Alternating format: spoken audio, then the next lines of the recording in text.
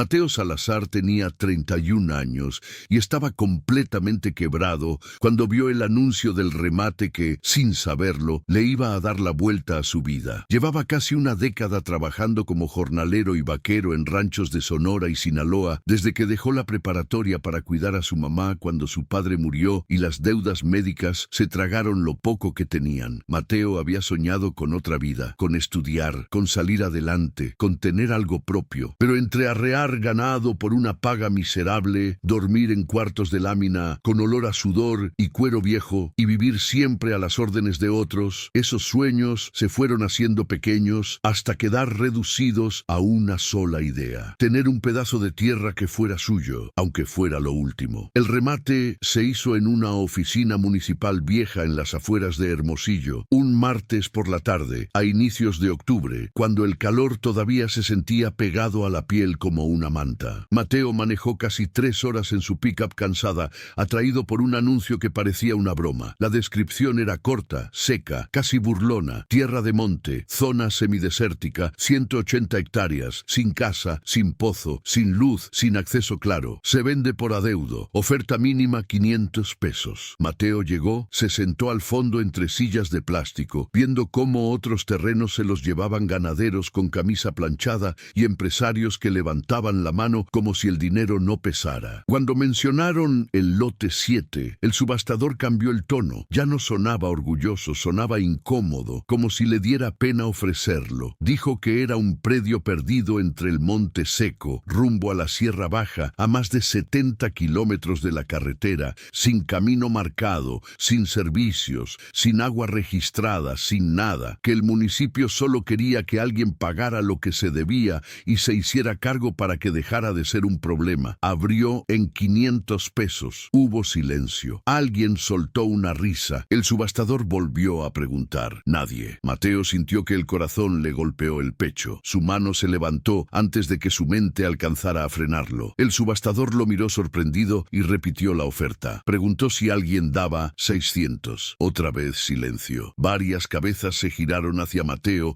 como si acabara de perder la razón. Una vez, 2 veces. Vendido. 15 minutos después, Mateo salió de ahí con un papel que decía que era dueño de 180 hectáreas de tierra inútil y con apenas unas monedas en la bolsa. En la ventanilla donde le sellaron los documentos, una empleada lo miró con esa mezcla rara de lástima y incredulidad. Le dijo que esperaba que supiera en lo que se metía, que ese terreno llevaba abandonado más de 20 años, que estaba en medio de la nada de verdad, que el último dueño desapareció sin dejar rastro y que los herederos nunca se presentaron, que por allá solo había piedras, espinas y víboras. Mateo guardó los papeles con cuidado y dijo que había trabajado en lugares peores. La mujer sacó un mapa viejo. Circuló una zona perdida cerca de un caserío llamado El Mezquital, un puñado de casas de adobe y una tiendita que abre cuando quiere. Le explicó que no había camino directo, que tendría que entrar por brechas y después seguir por veredas que solo aguantan en temporada seca. Le deseó suerte. Esa noche, Mateo durmió en su pick-up en una gasolinera, demasiado emocionado para pagar un cuarto y demasiado quebrado para desperdiciar dinero. En la mañana iba a encontrar cómo llegar a su tierra y qué se suponía que podía hacer con algo que todos llamaban inútil. El viaje hasta su terreno le tomó casi todo el día. Dejó el asfalto, luego dejó la terracería, luego dejó el último rastro de huellas. Se metió en un paisaje que parecía de otro planeta. Mezquites retorcidos, nopales, piedras negras, viento caliente que levantaba polvo en remolinos. Había pedido prestado un equipo de campamento en el rancho donde trabajaba. Le dijo a su patrón que necesitaba unos días para un asunto personal. El patrón, un hombre recio llamado Don Ismael, lo miró con esa sonrisa triste de quien ya vio demasiados sueños romperse. Le preguntó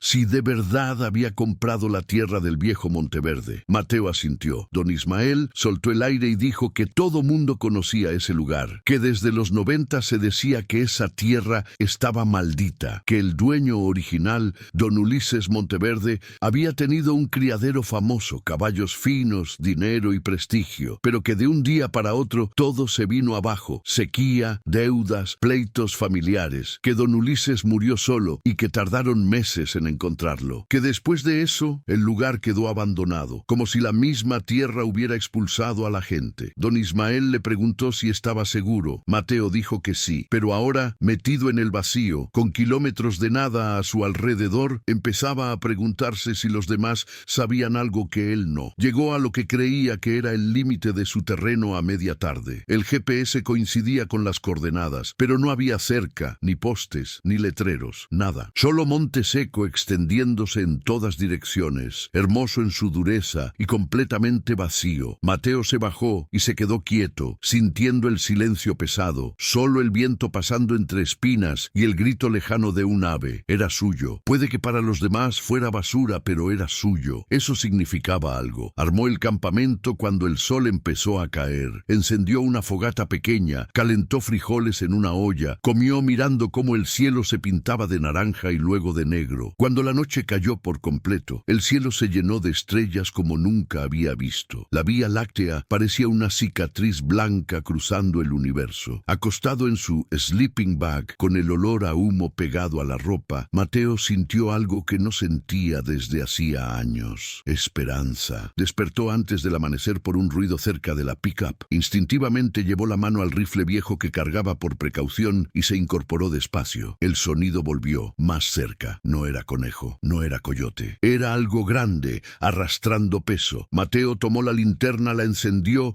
y barrió el haz de luz sobre el campamento. La luz se clavó en una figura a unos 30 metros. Lo que vio le heló el pecho. Un caballo estaba parado al borde de la fogata apagada, inmóvil, mirándolo fijo como si hubiera estado esperando. Pero no era un caballo sano. Era un animal consumido, costillas marcadas, piel pegada al hueso, el pelo tan lleno de polvo y lodo seco que no se distinguía el color. La cabeza caída, las patas temblando. En sus ojos había algo que no era solo miedo. Era urgencia, desesperación. Mateo susurró un Dios mío. El caballo no huyó cuando Mateo se levantó. Solo se quedó ahí, balanceándose, demasiado débil para correr. Mateo se acercó con calma, hablando suave como aprendió en los ranchos. Tranquilo, viejo, aquí estoy. A medida que se acercaba, vio el desastre completo. Heridas viejas, cortadas recientes, espinas clavadas, cascos largos y agrietados. Y lo peor, una herida profunda en el hombro derecho, inflamada y con infección. Pero lo que más lo golpeó fue la mirada del caballo. No era mirada vacía, era como si el animal hubiera tomado una decisión, como si hubiera salido de algún lugar, se hubiera arrastrado kilómetros y hubiera elegido ese campamento porque era su última oportunidad. Mateo no tenía comida para caballos, no tenía medicinas, pero tenía agua. Tomó su olla, la llenó del garrafón y se la ofreció. El caballo bebió con desesperación, tragos grandes, el cuerpo temblando. Mateo la llenó otra vez y otra, hasta gastar casi la mitad del agua. Cuando por fin el caballo se detuvo, levantó la cabeza y miró a Mateo como si entendiera. Mateo se preguntó de dónde había salido un caballo así en medio de la nada. Lo estudió mejor. Era un garañón, tal vez de 15 años, con estructura buena a pesar de la flacura. No se veía marca a simple vista, y en ese instante Mateo supo que no podía dejarlo ahí. Había venido a ver qué hacer con su tierra inútil. Eso podía esperar. Ese caballo necesitaba ayuda ya. Mateo le habló bajito y le prometió que lo sacaría de ahí. El nombre le salió solo. Lo llamó Sombra, porque parecía un fantasma parado en la oscuridad. Subir a un caballo medio muerto a una camioneta era imposible, pero Mateo improvisó. Bajó la batea, acomodó una lona, hizo un cabestro con cuerda de campamento. Fue guiando a Sombra paso a paso. El caballo lo siguió, tropezando pero sin resistirse. Era como si supiera que ese humano era su única salida. Mateo no podía cargarlo, pero logró acomodarlo con parte del cuerpo recargado en la batea, avanzando despacio por terreno plano, parando cada tanto para darle agua. El regreso a Hermosillo tomó horas. Manejó lento, con miedo de que el caballo se desplomara. Sombra nunca intentó huir, solo aguantó. Cuando llegaron, la clínica veterinaria rural apenas abría. La veterinaria, una mujer de 40 y tantos, llamada doctora Marisela Castañeda, vio al caballo y se movió sin perder tiempo. Ordenó que lo metieran a revisión. Preguntó cuánto llevaba así. Mateo dijo que lo encontró esa madrugada, en su terreno, que apareció de la nada. Ella puso suero, antibióticos, limpió la herida del hombro hombro, revisó la desnutrición, la deshidratación, los cascos, los parásitos. Dijo algo que Mateo no olvidaría. Este caballo debería estar muerto. Que siga de pie es un milagro. Le preguntó si era suyo.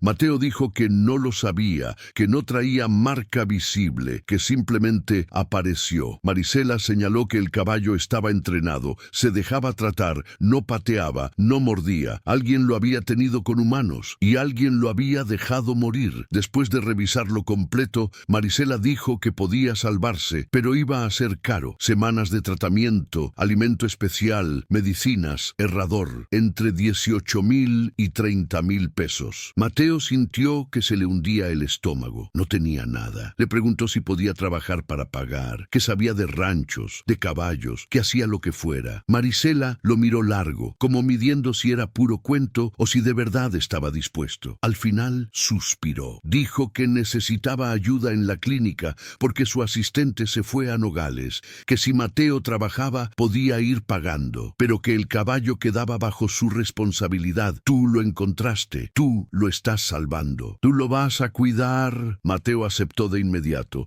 Lo que no dijo fue que ni siquiera tenía dónde tenerlo después. Solo tenía su tierra inútil y una determinación que no sabía de dónde le salía. Las siguientes 2 semanas Mateo trabajó sin descanso. Aprendió más de medicina equina de lo que jamás imaginó. Limpió jaulas, ayudó en curaciones, cargó costales y cada minuto libre se lo dedicó a Sombra. El caballo empezó a renacer. La infección bajó. El cuerpo se llenó. El ojo se encendió. Bajo la mugre apareció un garañón oscuro, hermoso, inteligente, con un carácter noble que hacía que cualquiera se quedara mirándolo. La doctora Marisela dijo más de una vez que era un caballo de calidad, de los que no se abandonan así, que alguien lo crió bien, que alguien lo quiso usar para algo y luego lo tiró. Mateo empezó a llamar a ranchos, a preguntar si alguien había perdido un garañón oscuro. La mayoría decía que no, pero cuando mencionaba el Mezquital, la tierra de Monteverde, la línea se quedaba en silencio. Más de uno colgó. Don Ismael, su viejo patrón, le dio la pieza que faltaba. Le dijo que en esa tierra, hace años, existía un criadero importante, que don Ulises Monteverde tenía un garañón famoso llamado el Capitán, y que de ese garañón nació un potro especial conocido como Príncipe del Desierto, apodado El Flaco cuando era joven. Don Ismael le pidió a Mateo que describiera al caballo. Mateo describió una estrella pequeña en la frente y una media clara en una pata trasera. Don Ismael se quedó helado. Dijo que ese era él, que ese era Príncipe del Desierto, y que todo mundo creyó que había desaparecido cuando el criadero se vino abajo. Don Ismael contó que tras la muerte de don Ulises, el control del rancho cayó en manos de su hijo, Esteban Monteverde, un hombre con fama de cruel y apostador, que en poco tiempo liquidó caballos, vendió cosas por debajo del agua, se metió con gente turbia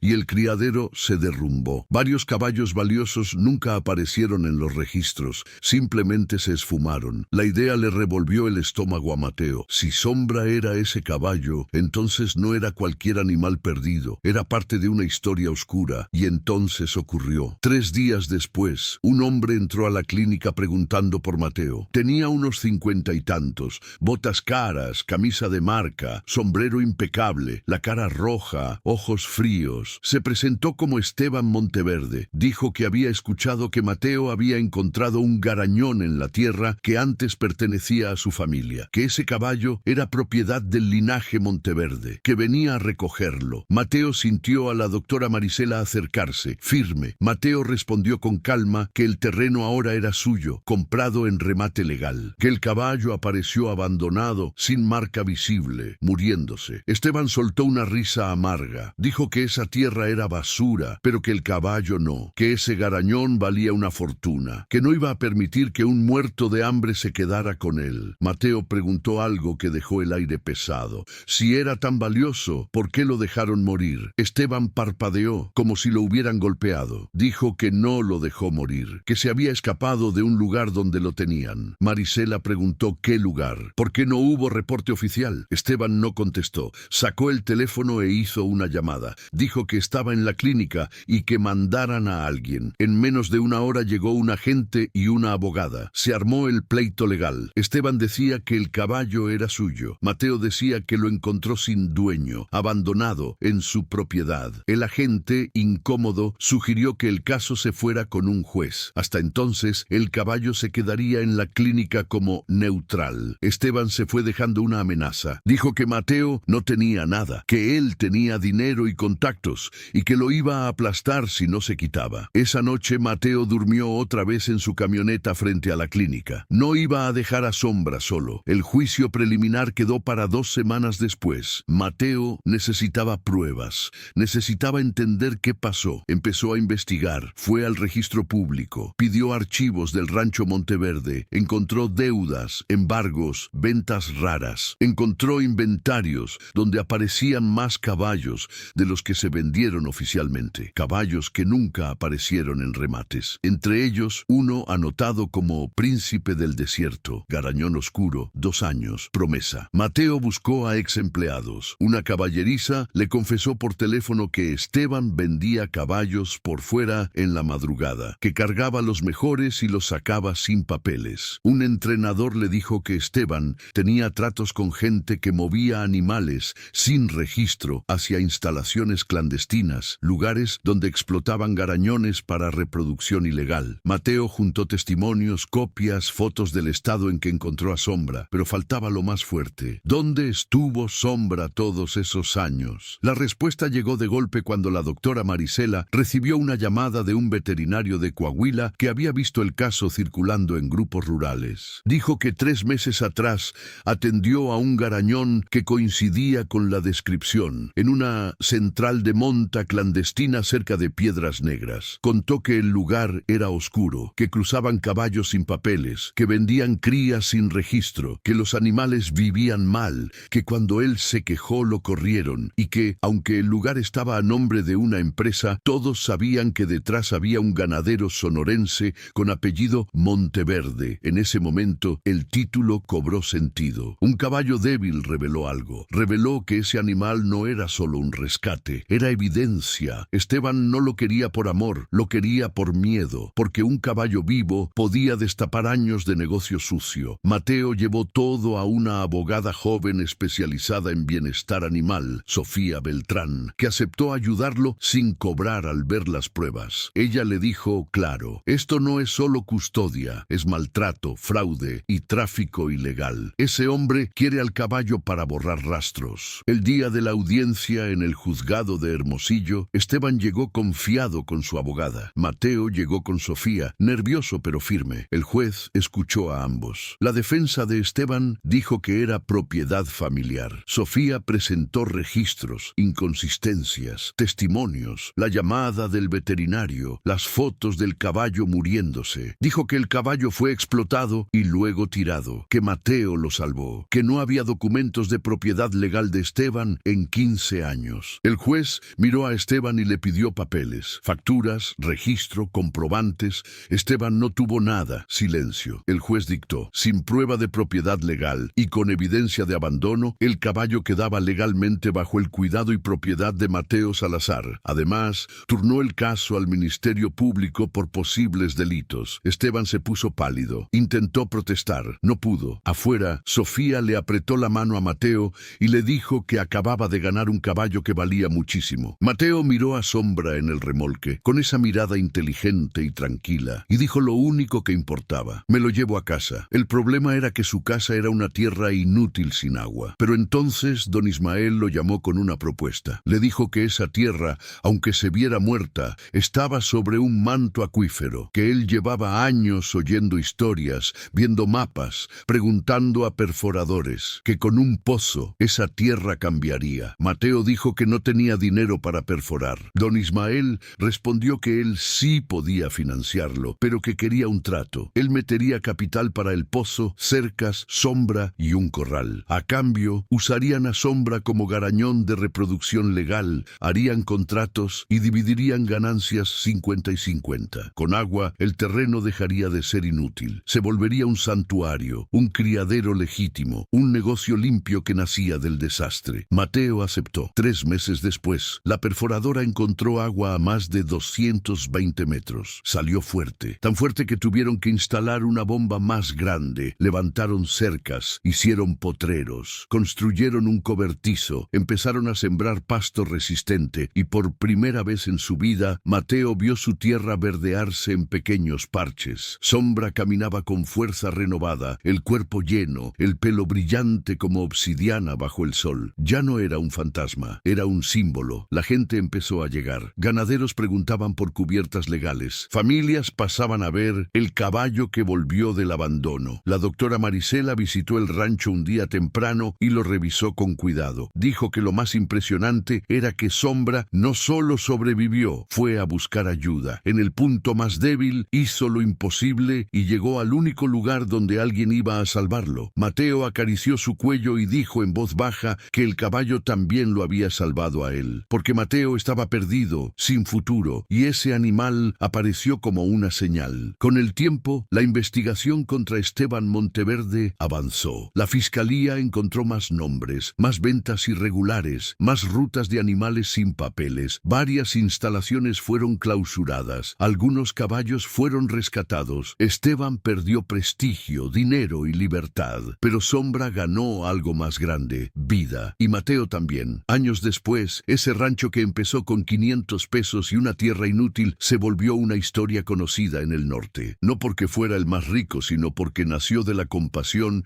y de una verdad revelada por un caballo débil. Mateo formó familia, construyó una casa sencilla, aprendió a manejar contratos, a criar con ética, a cuidar cada animal como si fuera el primero. Sombra vivió muchos años, dejando descendencia fuerte y noble, y cuando finalmente murió viejo, Mateo lo enterró en un punto alto del terreno, mirando hacia el monte que casi lo mata. Puso una piedra simple con una frase corta: Sombra, el caballo que reveló la verdad y cambió todo. Y así, en medio del desierto que todos llamaban inútil, quedó la prueba de que a veces el valor no está en la tierra, está en lo que te obliga a enfrentar, está en lo que te revela y en la decisión de no darle la espalda a algo roto cuando tú mismo estás a punto de rendirte. Si esta historia te tocó el corazón, déjanos un comentario. Suscríbete, activa la campanita y acompáñanos para más historias reales de caballos y destinos que cambian cuando menos lo esperas. Ranchero pagó 500 pesos por una tierra inútil hasta que un caballo débil reveló algo. Iván Zárate tenía 34 años y estaba completamente quebrado cuando vio el anuncio del remate que iba a cambiarle la vida.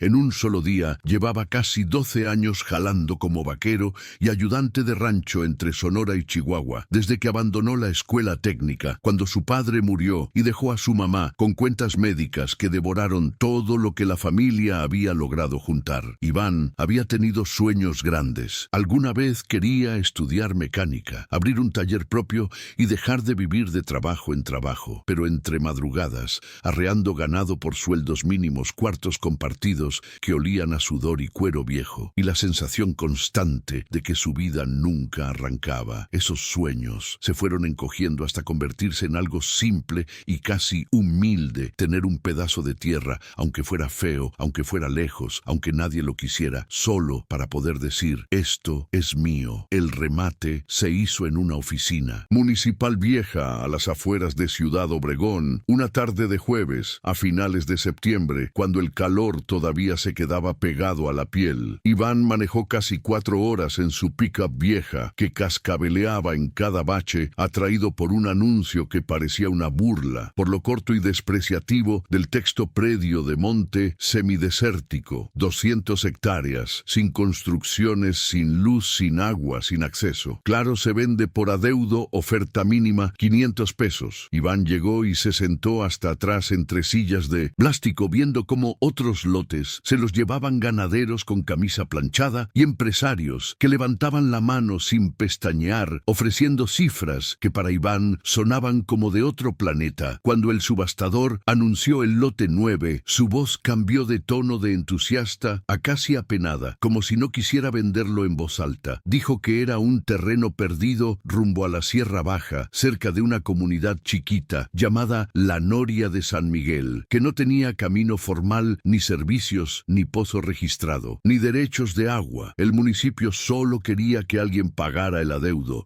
y se hiciera responsable para que dejara de ser un dolor de cabeza. Abrió en 500 pesos y el salón se quedó en silencio. Alguien en la primera fila Se rió como si eso fuera un chiste. El subastador repitió la cifra, preguntó si alguien se animaba. Iván sintió que algo le apretaba el pecho. Su mano se levantó antes de que su cabeza terminara de pensarlo. El subastador parpadeó sorprendido y dijo que había una oferta de 500. Preguntó si había 600 y otra vez nada. Varias personas voltearon a verlo como si estuviera loco. El subastador cantó una vez, 2 veces y vendió el lote al hombre del fondo por 500 pesos. 15 minutos después, Iván salió con una escritura en la mano y con la cartera casi vacía. Exactamente 420 pesos. Le quedaron contando monedas afuera en la ventanilla de catastro. Una empleada lo miró con esa mezcla rara de lástima y incredulidad y le dijo que esperaba que supiera en lo que se metía,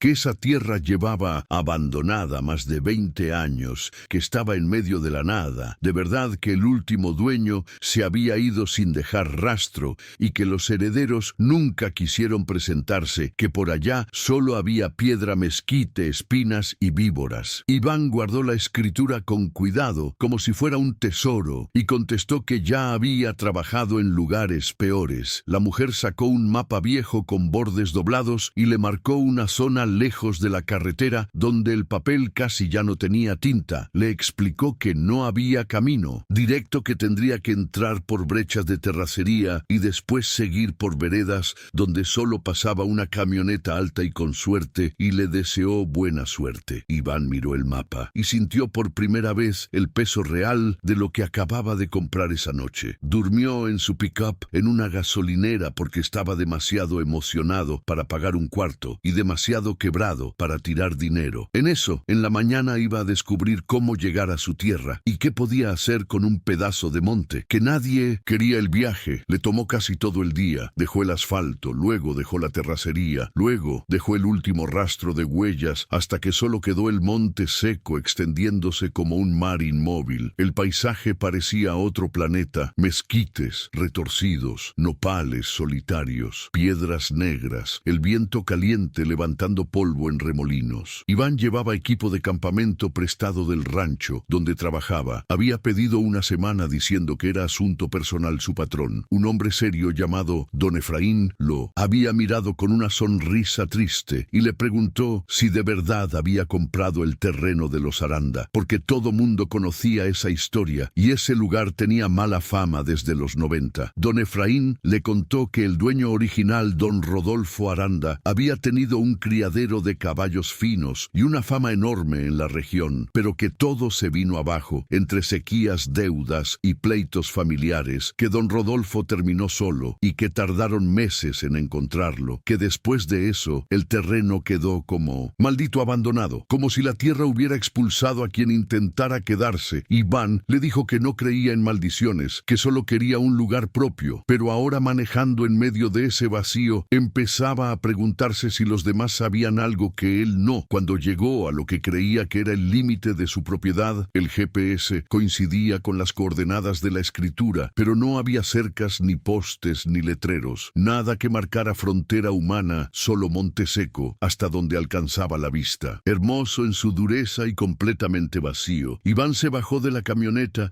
y se quedó quieto, sintiendo el silencio pesado, solo el viento entre espinas y el grito lejano de un ave de rapiña. Era suyo. Puede que para todos fuera tierra inútil, pero era suyo, y eso significaba algo. Armó campamento mientras el sol caía, encendió una fogata pequeña, calentó frijoles en una olla, comió despacio viendo cómo el cielo se pintaba primero de naranja, luego de morado y finalmente de negro. Cuando la noche cayó por completo, el cielo se llenó de estrellas en cantidades que le quitaron el aliento. La Vía Láctea cruzaba como un río blanco, acostado en su sleeping bag, con el olor a humo pegado a la ropa. Iván sintió algo que no sentía en años. Esperanza despertó antes del amanecer por un ruido cerca de la pickup. Su mano fue instintiva hacia el rifle viejo que cargaba por precaución. Se incorporó despacio y escuchó de nuevo. No era liebre, no era coyote, era algo grande, arrastrando peso. Iván tomó la linterna, la encendió y barrió el haz de luz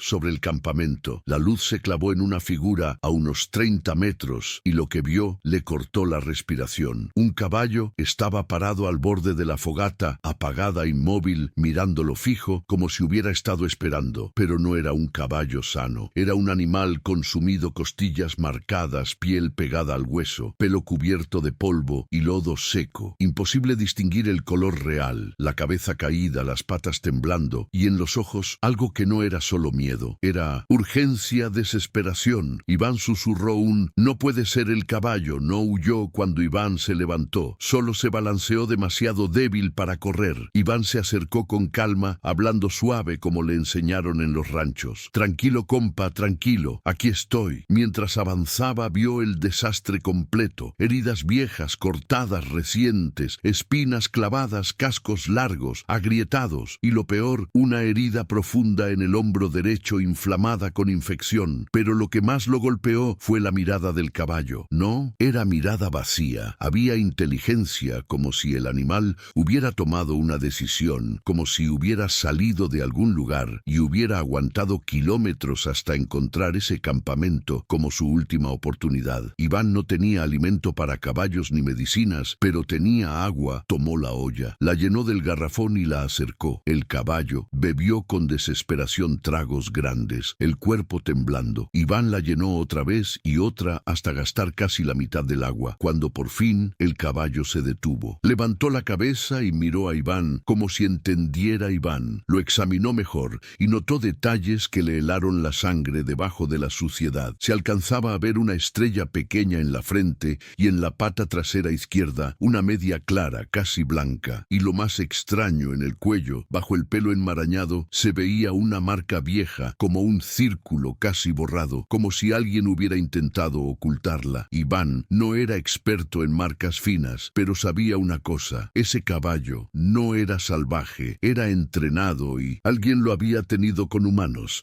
y luego lo había dejado morir ahí en el monte. Iván tomó una decisión inmediata. Él había venido a ver qué hacer con su tierra inútil. Eso podía esperar. Ese animal necesitaba ayuda. Ya dejarlo ahí sería condenarlo a muerte. Y eso Iván no lo iba a cargar en la conciencia. Lo miró a los ojos y le prometió que lo sacaría de ahí. El nombre le salió solo, le dijo Flaco, porque parecía un fantasma hecho de huesos. Subirlo completo a la camioneta era imposible. Pero Iván improvisó, bajó la batea, acomodó una lona, hizo un cabestro con cuerda de campamento y lo fue guiando paso a paso. El caballo lo siguió tropezando sin resistirse, como si supiera que esa era su única salida. Iván logró acomodarlo con parte del cuerpo recargado en la batea, avanzando despacio por terreno relativamente plano, parando cada tanto para darle agua. El regreso a Ciudad Obregón tomó horas. Manejó lento con miedo de que el caballo se desplomara. Flaco nunca intentó huir solo. Aguantó cuando por fin llegó la clínica veterinaria rural. Apenas abría la veterinaria, una mujer de 40 y tantos, llamada doctora Jimena Ledesma, vio al caballo y se movió. Sin perder tiempo, ordenó que lo metieran a revisión. Preguntó cuánto llevaba así. Iván dijo que lo encontró esa madrugada en su terreno, que apareció de la nada. Jimena puso suero, antibióticos, limpió la herida del hombro, revisó desnutrición, deshidratación, cascos, parásitos y dijo algo que Iván no olvidaría: este caballo ya debería estar muerto, que siga de pie. ¿Es un milagro?, le preguntó si era suyo. Iván dijo que no sabía, que no traía marca clara, que solo apareció Jimena. Señaló que estaba entrenado, se dejaba tratar, no pateaba, no mordía. Alguien lo había manejado y alguien lo dejó morir. Después de un examen completo, Jimena dijo que podía salvarse,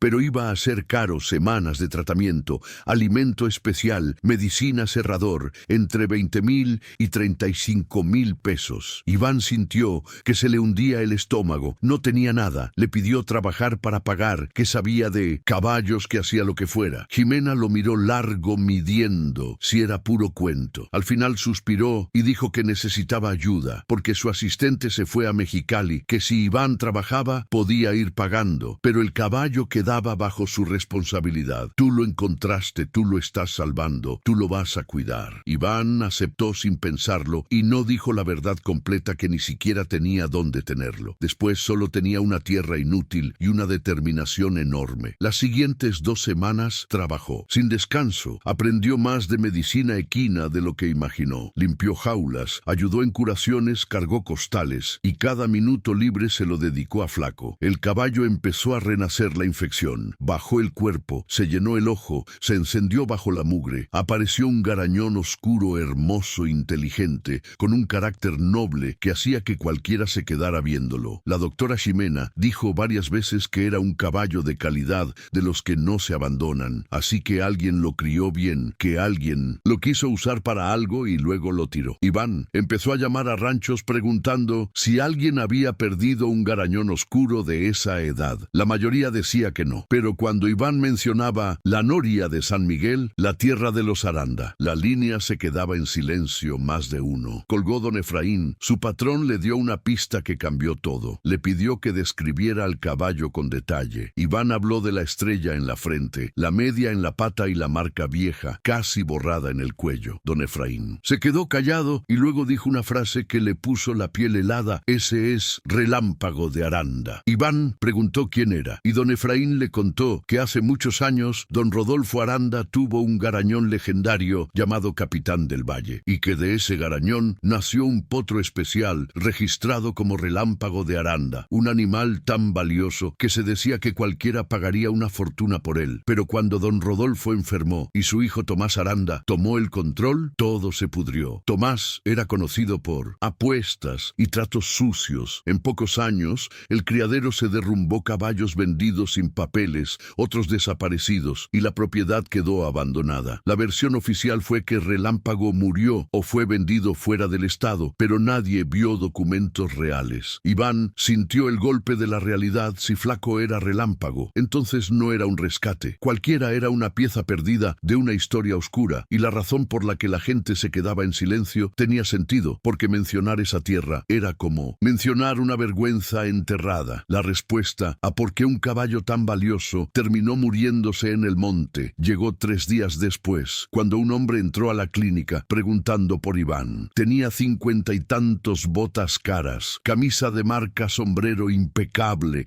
la cara roja, ojos fríos. Se presentó como Tomás Aranda y dijo que se enteró de que Iván había encontrado un garañón en el terreno que antes pertenecía a su familia, que ese caballo era parte del linaje. Aranda que venía a recogerlo. Iván sintió a la doctora Ximena acercarse firme como muro. Iván respondió que el terreno ahora era suyo, comprado en remate legal, que el caballo apareció abandonado sin marca clara, muriéndose. Tomás soltó una risa amarga y dijo que esa tierra era basura, pero el caballo no, que ese garañón valía una fortuna, que Iván no podía quedarse con él. Iván le hizo la pregunta que dejó el aire pesado. Si era tan valioso, ¿por qué lo dejaron morir? Tomás parpadeó como si le hubieran dado un golpe. Dijo que no lo dejó morir, que el caballo se escapó de un lugar donde lo tenían. Ximena preguntó ¿qué lugar y por qué no hubo reporte oficial? Tomás no contestó. Sacó el teléfono e hizo una llamada. Dijo que estaba en la clínica y que mandaran a alguien en menos de 1 hora. Llegó un oficial y una abogada. Se armó el pleito legal. Tomás decía que el caballo era suyo. Iván decía que lo encontró sin dueño, abandonado en su propiedad. El oficial, incómodo, sugirió que el caso se resolviera con un juez y que mientras tanto el caballo se quedaría en la clínica como neutral. Tomás se fue dejando una amenaza. Dijo que Iván no tenía nada, que él tenía dinero, contactos y abogados y que lo iba a aplastar si no se quitaba esa noche. Iván durmió en la camioneta frente a la clínica porque no iba a dejar a Flaco solo. El juicio preliminar quedó para 2 semanas después. Iván necesitaba pruebas, necesitaba entender qué pasó, y aquí es donde el título se vuelve real, porque el caballo débil reveló algo. No solo reveló un crimen, reveló una ruta y un secreto. Iván comenzó investigando registros. Fue al registro público, pidió archivos del rancho Aranda. Encontró deudas, embargos, ventas raras e inventarios donde aparecían más caballos de los que se vendieron oficialmente, caballos que nunca aparecieron en remates, y entre ellos uno anotado como Relámpago de Aranda, garañón oscuro, 2 años, promesa. Iván buscó exempleados, una caballeriza vieja. Le confesó por teléfono que Tomás vendía caballos por fuera en la madrugada, que los mejores salían en trailers. Sin papeles, otro entrenador dijo que Tomás tenía tratos con gente que movía animales sin registro hacia instalaciones clandestinas donde explotaban garañones para reproducción ilegal. Iván juntó testimonios, copias, fotos del estado del caballo cuando lo encontró encontró, pero aún faltaba lo más fuerte donde estuvo Relámpago todos esos años. ¿Y por qué terminó tirado justo en esa tierra inútil? La respuesta llegó de dos formas. La primera, por una llamada que recibió la doctora Jimena de un veterinario de Nuevo León que vio el caso circulando en grupos rurales. Dijo que 3 meses antes atendió a un garañón que coincidía con la descripción en una central de monta clandestina cerca de Linares, un lugar donde cruzaban caballos sin papeles, vendían crías sin registro y mantenían animales en condiciones malas. Dijo que cuando se quejó lo corrieron y que aunque el sitio estaba a nombre de una empresa, todos sabían que detrás había un sonorense apellidado Aranda. La segunda forma fue todavía más inquietante porque no vino de un humano, vino del propio caballo. Cuando Flaco empezó a recuperarse, Ximena notó que el caballo se ponía nervioso cada vez que escuchaba el sonido de una camioneta con remolque, como si su cuerpo recordara algo. Y un día, mientras Iván lo cepillaba, Flaco se sacudió y cayó un objeto del pelo enmarañado, un pedazo de plástico duro, como de credencial vieja envuelto en cinta negra. Iván lo levantó y sintió que el corazón se le subía a la garganta. Era un identificador de inventario de rancho, con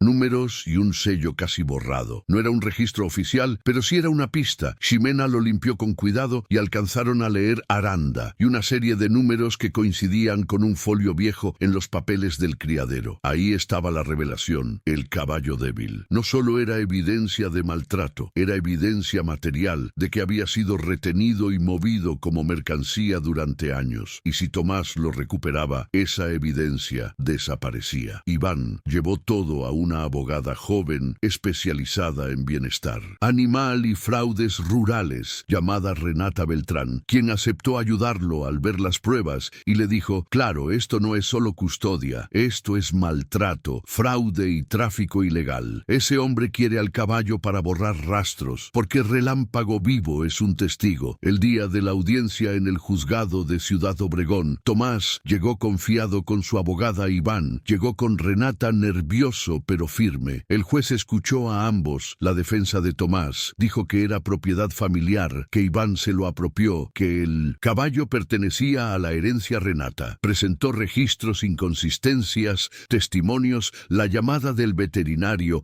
el identificador encontrado en el pelo del caballo, fotos de Relámpago muriéndose y el reporte de la clínica sobre abandono y negligencia. Renata dijo que el caballo fue explotado durante años y luego tirado en el monte para que muriera, y con él muriera la evidencia de una operación ilegal de reproducción sin papeles. El juez miró a Tomás y le pidió documentos de propiedad legal, facturas, registros comprobantes de compra o tenencia durante los últimos años. Tomás no presentó nada, solo historias y enojo. El juez dictó que sin prueba de propiedad legal y con evidencia de abandono, el caballo quedaba legalmente bajo el cuidado y propiedad de Iván Zárate, y además turnó el expediente al Ministerio Público por posibles delitos. Tomás se puso pálido, intentó protestar, no pudo afuera. Renata le apretó la mano a Iván y le dijo que acababa de ganar un caballo que valía muchísimo, pero para Iván lo que valía era que el animal viviera. Iván miró a Relámpago ya más fuerte en el remolque, con esa mirada inteligente y tranquila, y dijo: me lo llevo a casa. Y ahí volvió el problema. Su casa era una tierra inútil, sin agua, sin cercas, sin nada. Pero el destino no había terminado de moverse, porque la misma revelación del caballo también apuntaba al secreto enterrado en esa tierra, al revisar papeles antiguos del criadero. Renata encontró un documento raro, una nota de perforación de los años 80, un intento fallido de pozo en el predio que ahora era de Iván. El documento decía que había indicios de manto acuífero, pero que el proyecto se abandonó por pleitos y deudas. Iván entendió entonces que su tierra inútil tal vez no era inútil. El lugar fue abandonado, no porque no sirviera, sino porque era el escondite perfecto, lejos de miradas para negocios sucios, y porque su agua estaba dormida bajo la piedra. Iván llamó a don Efraín, su patrón, y le contó lo del documento. Don Efraín se quedó callado, y luego dijo lo que había guardado por años, que siempre se habló de agua en esa zona, que Aranda nunca quiso que nadie perforara ahí, porque si salía agua, ese terreno valía oro. Iván no tenía dinero para perforar, pero don Efraín le propuso un trato. Él pondría capital para el pozo Cercas y Sombras. sombra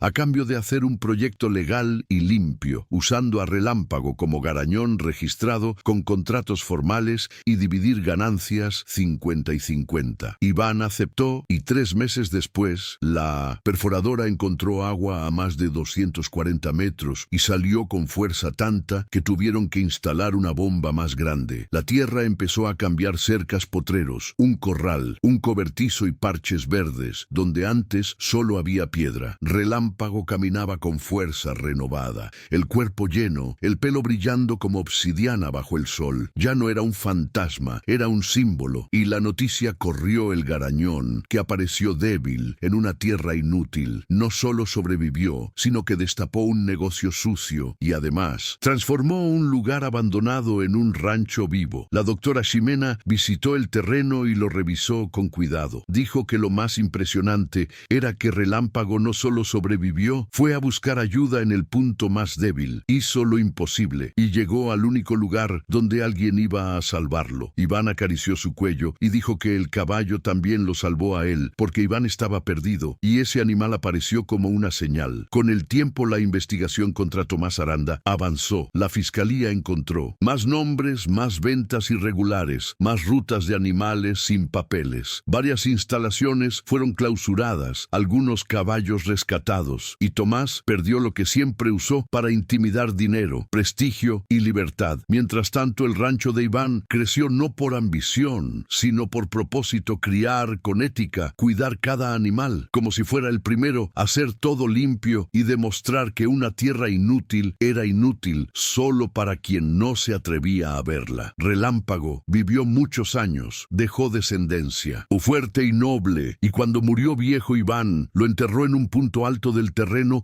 mirando hacia el monte que casi lo mata y hacia los potreros verdes que él mismo ayudó a crear. Iván puso una piedra simple con una frase corta: Relámpago, el caballo que reveló la verdad y cambió todo. Y así, en medio del desierto que todos llamaban inútil, quedó la prueba de que a veces el valor no está en lo que compras, sino en lo que descubres. Está en la verdad que sale a la luz cuando decides no darle la espalda a algo roto. Si esta historia te tocó el corazón, déjanos un comentario, suscríbete, activa la campanita y acompáñanos para más historias donde un solo encuentro cambia un destino para siempre. Pero la historia no terminó ahí, porque cuando el juez turnó el expediente al Ministerio Público, no lo hizo como un gesto simbólico. Lo hizo porque los documentos y las pruebas que Relámpago traía encima abrían una puerta que Tomás Aranda había mantenido cerrada por años. En las semanas siguientes empezaron a llegar llamadas a la fiscalía y a la clínica, primero anónimas,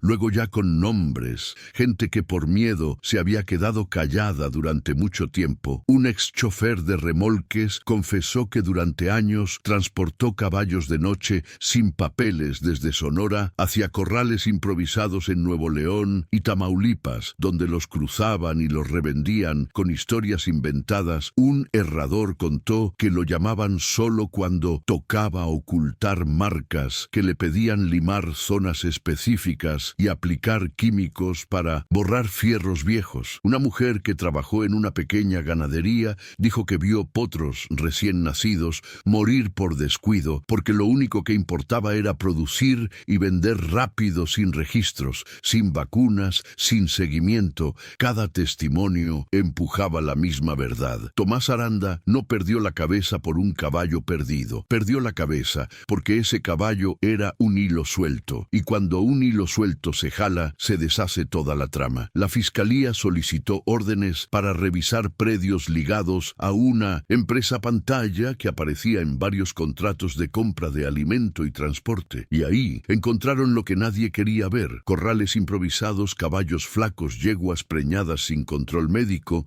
y registros falsos, como si fueran simples listas hechas al vapor para aparentar legalidad. El golpe más duro fue cuando identificaron en fotografías viejas un letrero de bodega con el mismo número de inventario que coincidía con el plástico que cayó del pelo de Relámpago. Ese pequeño pedazo de plástico que parecía nada se convirtió en el mapa de un delito, y en cuestión de meses el caso dejó de ser un pleito por un caballo y empezó a sonar como lo que era una red de abuso y fraude que llevaba años moviéndose sin freno. Tomás Aranda Intentó salvarse como siempre con amenazas, con dinero, con abogados agresivos, pero ya era tarde porque la historia se había salido de sus manos. La prensa local agarró el caso y lo contó como un escándalo rural. El garañón que regresó del abandono, el caballo, que sobrevivió y que destapó un negocio sucio. Los mismos hombres que antes se callaban empezaron a hablar, porque cuando la luz se prende en un cuarto oscuro, el miedo cambia de bando. Mientras tanto, Iván vivía otra batalla,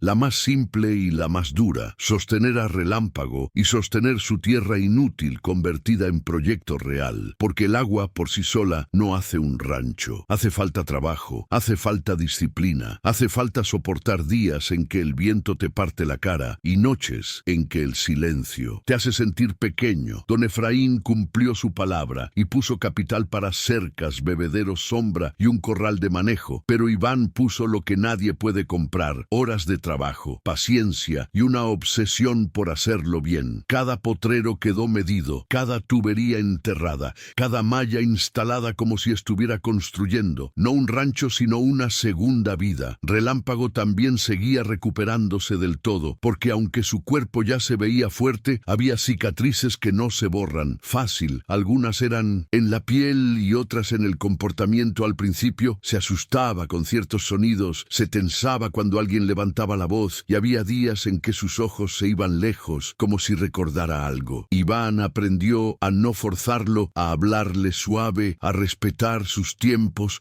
a ganarse su confianza todos los días, como si fuera la primera vez, y ahí apareció lo que nadie esperaba: el verdadero carácter del caballo, porque debajo del trauma, Relámpago era increíblemente inteligente, aprendía rápido, respondía a señales pequeñas, cuidaba su espacio sin agresión y tenía una calma extraña, como si supiera que su vida había cambiado para siempre. La doctora Jimena lo visitaba cada mes al principio y después cada vez más espaciado, y en cada revisión decía lo mismo: este caballo no solo sobrevivió, este caballo eligió vivir y eligió a quién seguir. El primer contrato legal de cubrición llegó como un golpe de realidad. Un ganadero de Caborca llamó porque había escuchado la historia y quería cruzar una yegua con Relámpago, pero lo quería todo en regla: certificado veterinario, contrato firmado, pago rastreable, nada de efectivo, escondido. Y Iván sintió algo que jamás había sentido en los ranchos donde trabajó: orgullo por hacer las cosas bien. A partir de ahí llegaron otros contratos, gente que no solo quería sangre, quería historia, quería ética, quería un rancho que no oliera a trampa, y el dinero empezó a entrar, no como golpe de suerte, sino como resultado de hacer lo correcto. Don Efraín e Iván se dividían ganancias y reinvertían una parte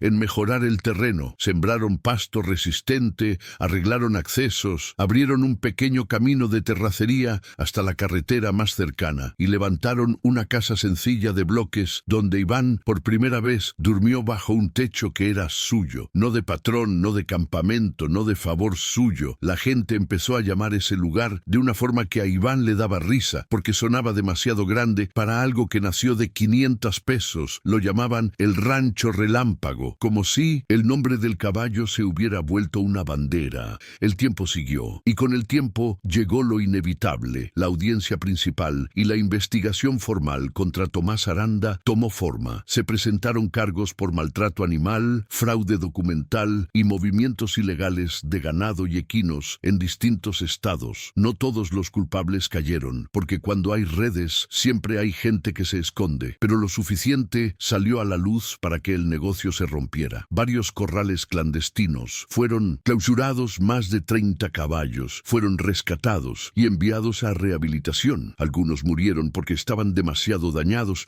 pero muchos vivieron, y verlos recuperarse era como ver el pasado de Relámpago deshacerse en otra historia. Tomás perdió tierras, perdió vehículos, perdió credibilidad y, lo más irónico, perdió el control, porque el control era lo único que siempre usó para sentirse poderoso. Al final, cuando lo esposaron frente a una bodega que fingía ser centro de entrenamiento, Iván no. Sintió alegría, sintió una calma pesada, como si por fin se cerrara un círculo que no había empezado con él, sino con el caballo y con la tierra en el corazón. De todo estaba la misma pregunta: ¿por qué Relámpago apareció justo ahí? ¿Por por qué caminó herido y débil hasta la fogata de Iván, en medio de una tierra inútil. Y esa pregunta volvió años después, cuando la doctora Jimena, una mañana, al revisar a Relámpago, ya totalmente recuperado, se quedó mirando el horizonte y dijo algo que Iván nunca olvidó, tal vez. Ese caballo no buscaba solo agua o comida, tal vez buscaba el único lugar donde alguien no iba a verlo como mercancía. Iván entendió entonces que su vida se había cruzado con la del caballo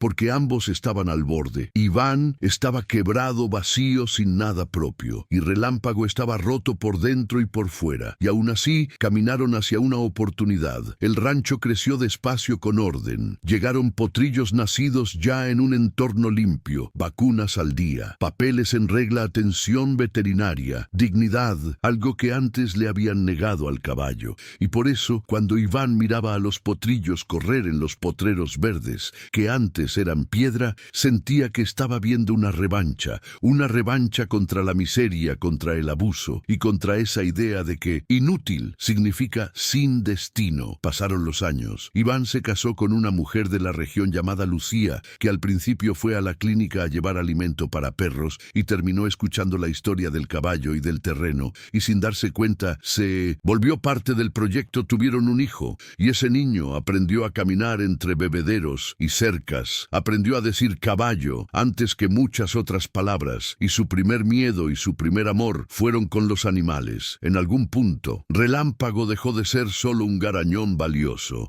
y se volvió un símbolo de familia. Era el caballo que había cambiado todo, el caballo que había revelado algo, el caballo que transformó una tierra inútil en un hogar. Relámpago vivió mucho tiempo porque lo cuidaron con una devoción que parecía exagerada para algunos, pero para Iván era simple, era gratitud. Cuando el caballo finalmente envejeció, su paso se hizo más lento, su mirada seguía igual inteligente, serena, y cada vez que Iván se acercaba, Relámpago bajaba la cabeza como si reconociera en ese hombre la misma fogata de aquella madrugada cuando Relámpago murió. Iván no lo hizo espectáculo, no lo convirtió en negocio, lo lloró como se llora a alguien que te salvó, y lo enterró en el punto más alto del terreno donde se ve el monte seco, y también los potreros verdes donde ahora corre la vida. Puso una piedra sencilla y mandó grabar una frase corta: Relámpago, el caballo que reveló la verdad y cambió todo. Y ahí quedó el cierre real de la historia, porque el rancho siguió funcionando, los potrillos siguieron naciendo, la casa siguió creciendo y la gente siguió llegando, no por chisme, sino por respeto, por la forma en que ese lugar se levantó desde la nada, con 500 pesos, una tierra inútil y un caballo débil que no solo buscó ayuda, sino que trajo consigo la verdad enterrada. Si esta historia te tocó el corazón, cuéntanos en los comentarios qué parte te sacudió más. Suscríbete al canal, activa la campanita y acompáñanos, porque a veces los tesoros más grandes no llegan brillando, llegan flacos, heridos, temblando, y aún así traen la llave para cambiarte la vida. Y con el paso de los años, el nombre de ese lugar dejó de sonar extraño y empezó a sonar inevitable, porque cuando alguien preguntaba cómo había nacido el rancho Relámpago, la respuesta nunca era corta, nunca era solo un negocio o una inversión,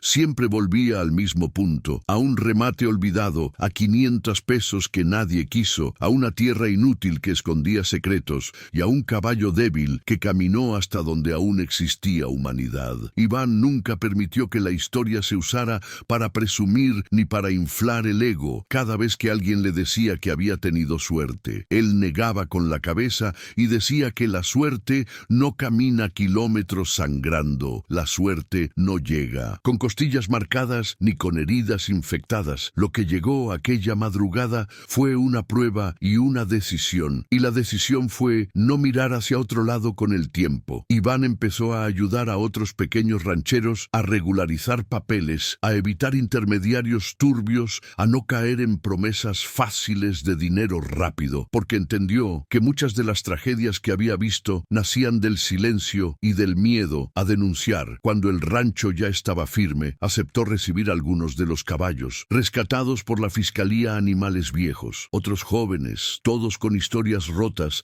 y los cuidó sin esperar nada a cambio, porque para Iván la deuda con la vida ya estaba pagada, pero la gratitud no se acaba. Algunos Algunos de esos caballos nunca volvieron a trabajar, simplemente vivieron sus últimos años en calma, y eso también era victoria. Los vecinos que antes llamaban inútil a esa tierra, ahora pedían consejo para perforar pozos, para sembrar, para organizarse, y poco a poco la zona dejó de ser un punto muerto en el mapa y se volvió un pequeño corredor de ranchos modestos, pero limpios, legales y vivos. Iván entendió entonces que lo que Relámpago había revelado no era solo un delito ni un secreto enterrado. Había revelado algo más grande, que cuando una persona decide hacerse responsable de lo que encuentra, aunque esté roto, aunque huela a problema, aunque parezca demasiado grande para sus fuerzas, esa decisión se multiplica. El desierto sigue ahí, duro, seco, implacable. No se volvió un paraíso, pero justo en medio de esa dureza quedó plantada una verdad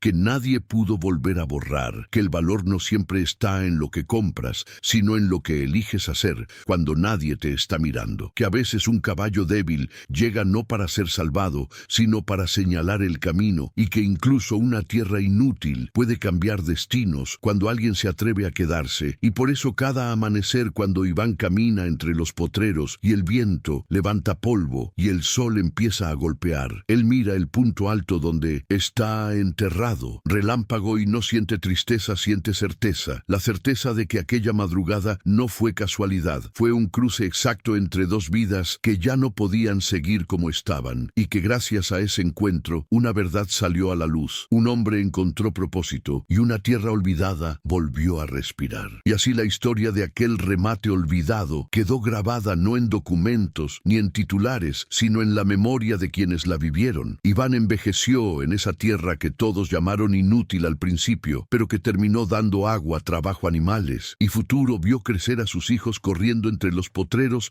aprendiendo a montar en caballos tranquilos, descendientes directos de Relámpago. Escuchó muchas veces la misma pregunta de visitantes curiosos que querían saber si de verdad todo había empezado con solo 500 pesos y un animal moribundo, y él siempre respondía lo mismo, que sí, pero que el dinero no había sido lo importante. Lo importante había sido no darse la vuelta cuando la vida puso algo frágil frente a él. Con los años, la historia dejó de ser solo suya. Pasó a contarse en ferias ganaderas, en reuniones de veterinarios, en charlas sobre bienestar animal, como un ejemplo de lo que ocurre cuando alguien rompe el ciclo del abuso y la indiferencia. Relámpago se convirtió en símbolo sin buscarlo, en prueba viva de que incluso después de años de maltrato, un ser puede volver a confiar cuando encuentra a la persona correcta. Iván nunca quiso monumentos, ni placas, ni entrevistas largas. Le bastaba con caminar al atardecer por la misma tierra que una vez recorrió sin saber qué hacer con ella, y recordar que todo cambió porque una noche encendió una fogata y decidió quedarse. El desierto siguió siendo desierto, pero ya no era vacío. Estaba lleno de historias de animales rescatados, de familias formadas de errores corregidos y de un recordatorio constante de que algunas oportunidades no llegan brillando, llegan rotas pidiendo ayuda, y si uno tiene el valor de responder esa llamada, puede terminar salvando mucho más que una vida, puede terminar salvándose a sí mismo. Y así terminó la historia de un ranchero que pagó 500 pesos por una tierra inútil hasta que un caballo débil reveló algo que nadie más quiso ver, que incluso en los lugares más olvidados pueden nacer los destinos más grandes.